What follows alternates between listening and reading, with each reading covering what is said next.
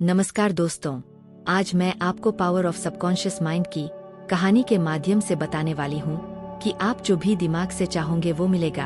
एक बार एक शिष्य अपने गुरु को चैन की नींद सोते हुए देखकर आधी रात को शिष्य उनके पास आया और बोला, गुरुदेव, मैं आपसे कुछ पूछना चाहता हूँ, क्या आप मुझे बताने की कृपा करेंगे?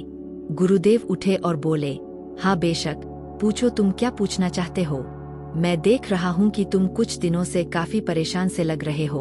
उसने गुरुदेव से पूछा कि आपकी इस चिंता मुक्त जीवन और आपके चेहरे पर इस असीम शांति का राज क्या है। मैं जानना चाहता हूँ कि आप हमेशा खुश कैसे रहते हैं। क्या आपको कभी चिंता नहीं होती या आप कभी दुखी ही नहीं होते? आप ऐसे चिंता मुक्त कैसे सोते हैं? गुरुदेव ने बोला, अब मैं तुम्हें जो बताने जा रहा हूँ तुम उसे ध्यान से सुनो और ये चीज रात को सोने से पहले 5 मिनट के लिए तुम्हें करना है। उसने पूछा, गुरुदेव, आखिरी रात को सोने से पहले ही क्यों, और आखिर 5 मिनट तक ही क्यों करना है? गुरुदेव बोले, तुम मेरी बातों को ध्यान से सुनो, क्योंकि ये बातें तुम्हारी जिंदगी बदलने वाली है। रात को सोने से पूर्व 5 मिनट तक तुम अगर इस काम को करोगे तो तुम्हें जिंदगी में हर वो चीज मिलेंगे जो तुम चाहते हो। धन, दौलत, नाम, शोहरत, असीम शांति और खुशियां, सब कुछ तुम्हें मिलेगी। लेकिन इसके लिए बस नियम यही है कि तुम्हें यह काम करना पड़ेगा। उसने बोला, जी गुरुदेव, आप जो बताएंगे मैं उसे करने की जरूर कोशिश करूंगा। उन्होंने बोला, ठीक है, फिर तो मेरी बातों को ध्यान से सुनो। आज मैं तुमको मस्तिष्क के असीम शक्तियों के बारे में अवगत कराने जा रहा हूँ। आज तुम जानोगे कि तुम्हारे दिमाग के पास कितनी शक्ति है।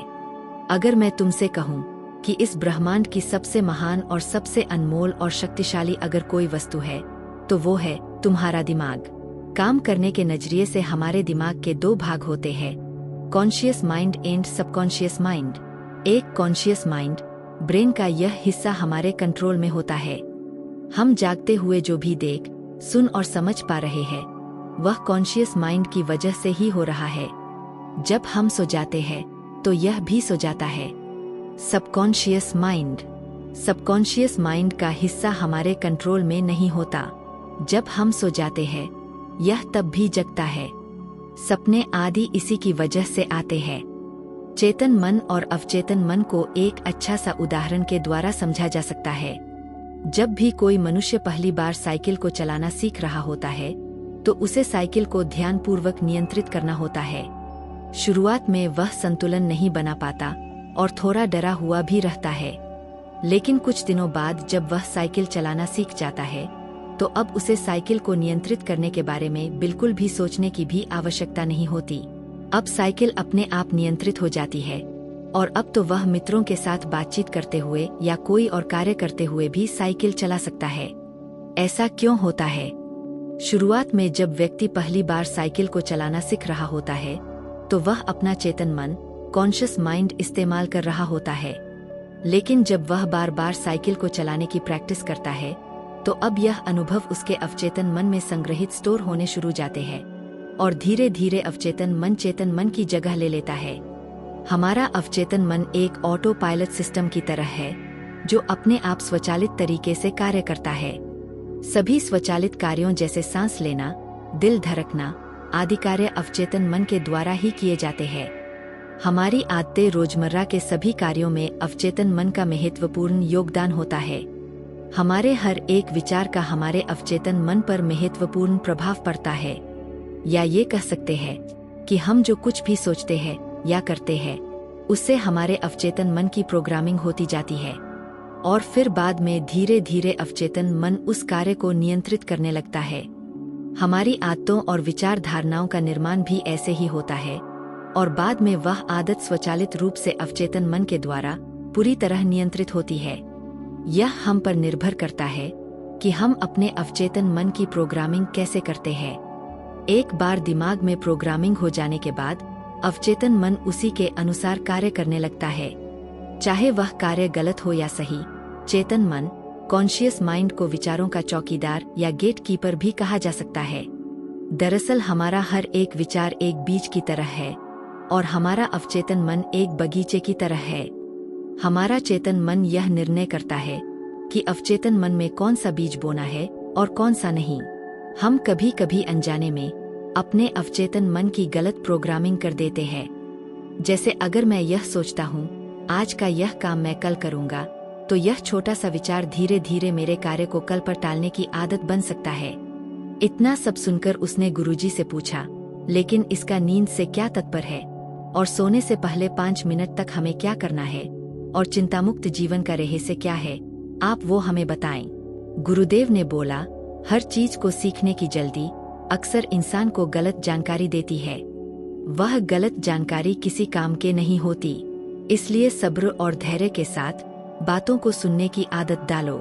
गुरुदेव ने बोला, क्या तुमको पता है कि चेतन मस्तिष्क हमारे ब्रेन पावर का सिर्फ 5% इस्तेमाल करता है। यही दूसरी तरफ आपकी फीलिंग, हैप्पी, बिलीफ सिस्टम, यादें, अनुभव और भी बहुत सारी चीज स्वतः चलती है, जैसे सांस लेना, देखना, पलक झुकना, हृदय की धड़कन महसूस करना। यह सभी चीज आपका सबकॉन्शियस मन कंट्रोल करता है। यह आपकी ब्रेन पावर का 95% इस्तेमाल करता है। आपके अवचेतन मस्तिष्क की प्रोसेसिंग पावर लगभग 40 मिलियन बिट्स पर सेकंड होता है, यानी कि कॉन्शियस मन से लाखों गुना ज्यादा है।